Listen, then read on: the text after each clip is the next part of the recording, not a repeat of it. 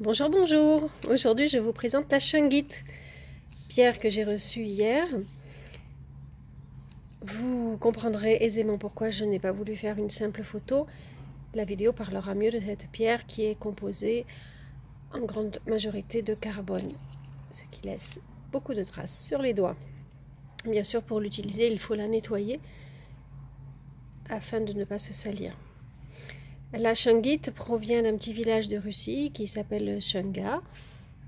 Elle est composée en grande majorité de titane, d'aluminium, donc de carbone on l'a dit, de fer, de magnésium, de potassium, de soufre.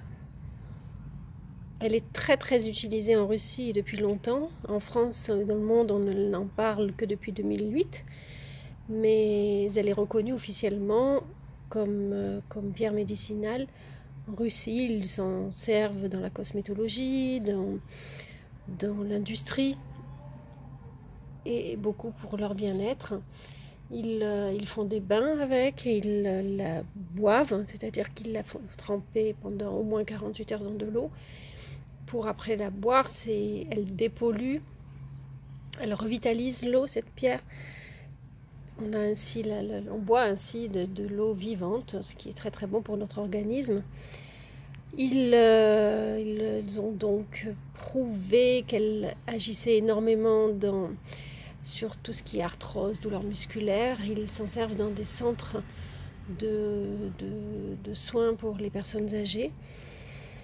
Ils marchent dessus, j'ai lu, ils font des cataplasmes avec, ils en mettent dans leur bain.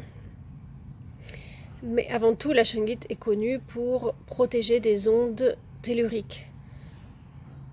Donc mettre dans une coupelle, alors quand elle est brute comme ça, la mettre dans une coupelle près d'un... Il faut au moins 30 grammes je pense, mettre dans une coupelle au niveau de la cuisine, là où on utilise beaucoup les ondes. Cuisine, près des ondes Wi-Fi, dans les chambres d'enfants pour les protéger. Elle est très utilisée également en pyramide, en sphère. La pyramide a l'avantage de absorber l'énergie, pas absorber, le terme n'est pas bon parce que ce n'est pas un système cristallin, mais de repousser les énergies vers le haut. Comme je viens de le dire, ce n'est pas un système cristallin, donc c'est une des rares pierres qui n'a pas besoin d'être ni purifiée ni rechargée. Elle n'absorbe rien, justement, donc c'était vraiment un mot pas très bien utilisé de ma part. Elle protège donc, elle peut être utilisée en pendentif, portée dans la poche. Donc je ferai une publication des bijoux que j'ai également en shungite, ou brut comme ça, qui est beaucoup moins onéreux qu'une pyramide. Et donc aussi c'est une pierre d'ancrage. Elle va repousser dans la terre toutes les ondes que votre corps a pu accumuler.